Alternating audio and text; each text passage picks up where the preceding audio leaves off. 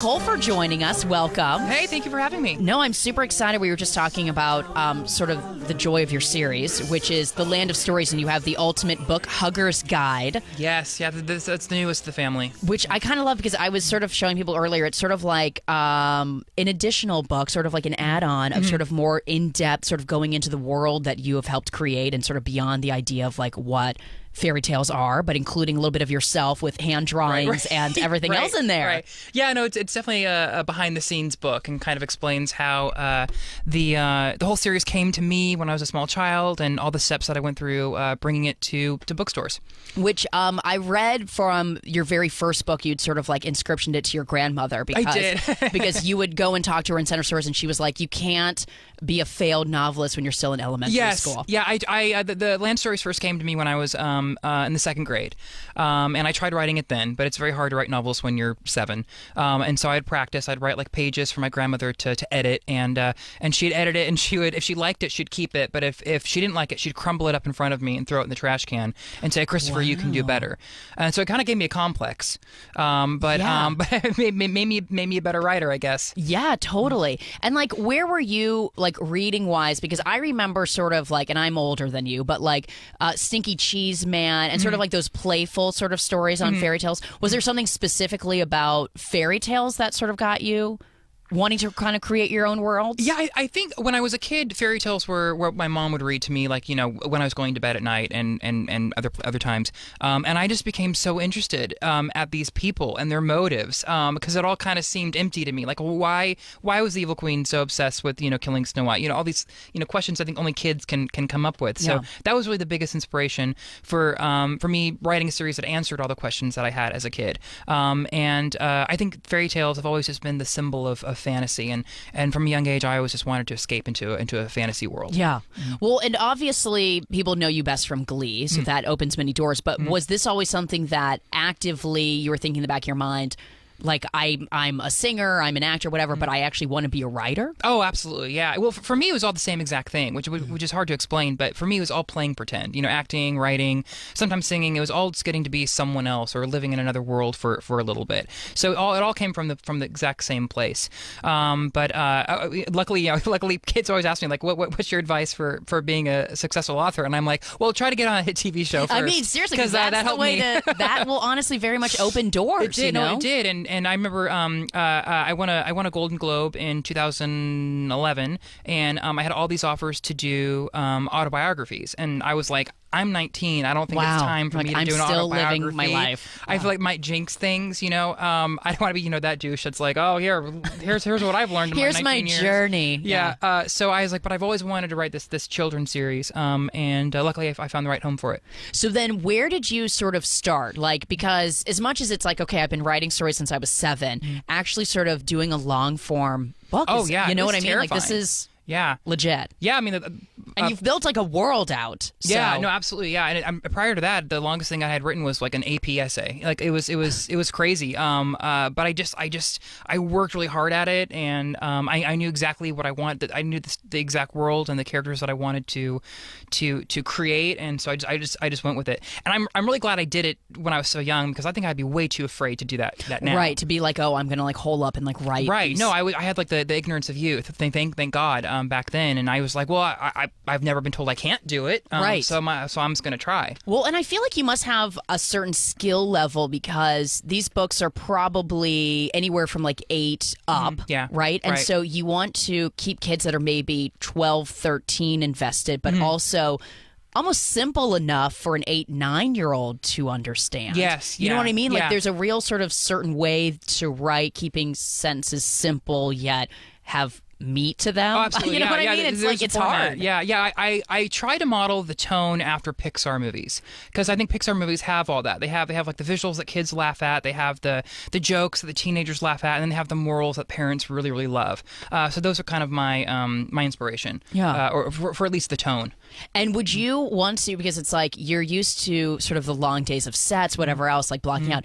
Would you, because I imagine sort of like the excitement of a set and like sort of what you're used to is that's like almost your 9 to 5. Yeah. But then being like, now I have to go and sit at home in front of my computer and just stare at that first blank page and be like, how do I start it? It was tough. And actually, the first book that I wrote, The Land Stories, The Wishing Spell, which is the first in the series, I wrote mostly backstage during the world tour of Glee. Oh, wow. Like, I would be, like, we would go sing Don't Stop Believing. I'd go back in. I'd go under the stage where the dressing rooms were. I'd punch out a few sentences. I'd go sing I Want to Hold Your Hand, come back, type up some more sentences, then slap on a leotard and go do Single Ladies. Like, it was insane. I don't think I've ever mentally recovered from that period. No, that's a lot. Seriously. Yeah. So most of the book, at least the first 3 books were written completely on the set of Glee. Wow, that's insane. And you're developing the first one, at least to start, as a film. Yes. Which you're writing. You're sort of adapting it. Yes. Are you going to direct it also? I am. Yes. Yeah. Wow. Yeah. So hopefully I'm not biting off too much. I mean, that's a big. But you know what? You know the source material better than anyone. I do, and that's one of the reasons why I really fought to have that privilege of directing it. I didn't want this to go into someone's hands that were just going to use the property as a stepping stone to get a Marvel movie. You know, right. I really wanted it to be as big and great as the series has been, and to really bring to life the images that are already in kids' heads. Well, and for me, and like in my mind, I imagine a world that has nods to just what you've known, which is Ryan Murphy, you know what I mean, who has just this incredible mind and eye and visual tone and look. So was that someone, like, once you start working, you're like, I really want to learn from him and these people that he's hired as directors on the shows that I've worked on, because this is sort of like grad school for you to learn how to be a director. Absolutely. I think Ryan Murphy and I share the same mental illness, which is nice. But so sort of glittered illness, glittered, exaggeration. Maybe lacquered. Actually, I'm not sure. Right. And there's I really was. Glee was a film school for me. It was a on the field education. And there are people that we worked with on Glee, the crew and otherwise that I'm hoping I can snatch and bring into the crew for the film. And for you, like, because you're technically like a first-time director with this also, when you're adapting it, are you giving yourself much larger, broad notes because you're thinking to yourself, I'm going to be directing this sequence and things that are in here like the mer people and stuff like that, where you're like, okay, I don't want to give myself too much to chew off, but I'm like, we're going to get those damn mer people or something into the, you know? That has been the hardest part is deciding what to cut and what to shorten and what to condense. Right now we're in a place where I think everything that you want to see, there's some element of that in the script. But that's been the hardest. Adapting your own stuff is I think the greatest challenge I've had to face so far. Yeah. Intense. Chris Colfer is our guest. He has a new one of the books in the series, The Land of Stories, the ultimate book hugger's guide, which is out now. You're a New York Times best-selling author. It's a whole series, which is so bougie and nice. Oh, thank you. So bougie and lovely. But going back to sort of like working with Ryan Murphy, because I'm a huge fan of his work. I just think he's sort of like a fascinating human. But what I love mainly about your story is that, and this is like widely reported, but that like you were not a character. Like, they developed, once he met you in casting, he was like, no, you need to be part of this. Yeah. We're going to find a role for you. Yeah. They rewrote a role for me. There was a character called Rajesh. As you can see, I do not look like Rajesh. But they rewrote that role for me. It's funny. I was so... it's kind of become kind of a little bit of a legend or legendary for at least my career. Yes. I mean, it's insane. It's absolutely insane that happened. Well, can you remember just sort of what was happening within the audition that you felt like, I am connecting, yet did you know that something was going to happen from that? No, absolutely not. No, I do know that I prepare, whenever I go into environments, I always prepare jokes beforehand just in case things get awkward. And one thing that I prepared was about my hometown, Clovis, California, because everyone always asks me, oh, where's Clovis? What is that like? I prepared. Christina, our producer in the background, like, I know Clovis. Are you from Clovis? Where are you from? I actually lived there when I was working there, so I lived there for like 4 years. Oh, so you know exactly what I'm talking about. I lived up in Bullard. That's the other side of Fresno, right? Yes. It's like the conservative side of Fresno. It is. Yeah. Yes. And I was off of Minnewawa and Bullard. And, well, cool. Yeah, you were in my hood. Yeah. Clovis Connect. Yeah. So when they asked me like what's Clovis, I remember I said, oh, it's a small town where no one has a sense of humor, but everyone has a truck. and they laughed really hard at that. And I think that might have been what did it. They laughed at something I said, and it's actually a lot of places when I've actually gotten something, I've gotten an opportunity. It's because I've been able to make the person I'm talking to laugh. So I think that's always kind of a secret weapon, and something I would recommend for people out there. Yeah. And what did you prepare? Like, what did you sing for them in that first audition? I sang Mr. Cellophane. From Chicago. Which actually got on, which they put into the pilot. Oh God, it's unfortunately it's on YouTube. The audition, how kind of them. Is it really? Yes, yeah, they put our auditions on YouTube. I guess that's kind of standard. I guess now. people are now very curious just to see what it's like originally. Yeah. But so then when they hit you back up, were they like, okay, we want you, but we've got to figure it out because we don't have a role for you? Yes, yeah, it was. And I remember I had mentioned that I played Kurt in The Sound of Music in a community theater production. And then when I got the call that we're gonna have you on. They're writing a role for you. I was like, oh wow, cool. And then I got the script, and the character's name was Kurt. So it was a little fun fact. A little nod. Yeah, a little nod to audition banter. Your Clovis theater background. Yeah, I know. Who no one in Clovis thought it was going to pay off, but it did.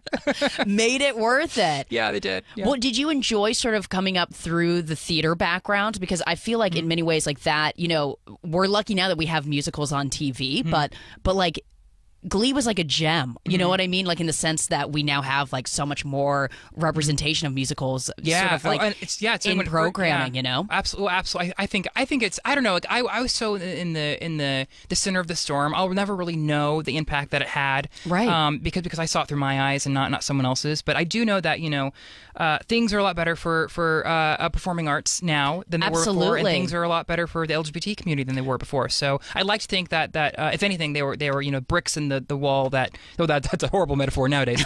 Sorry, they were bricks on the bridge. I'd say. Yes. You're like something. Yeah. Something beyond that.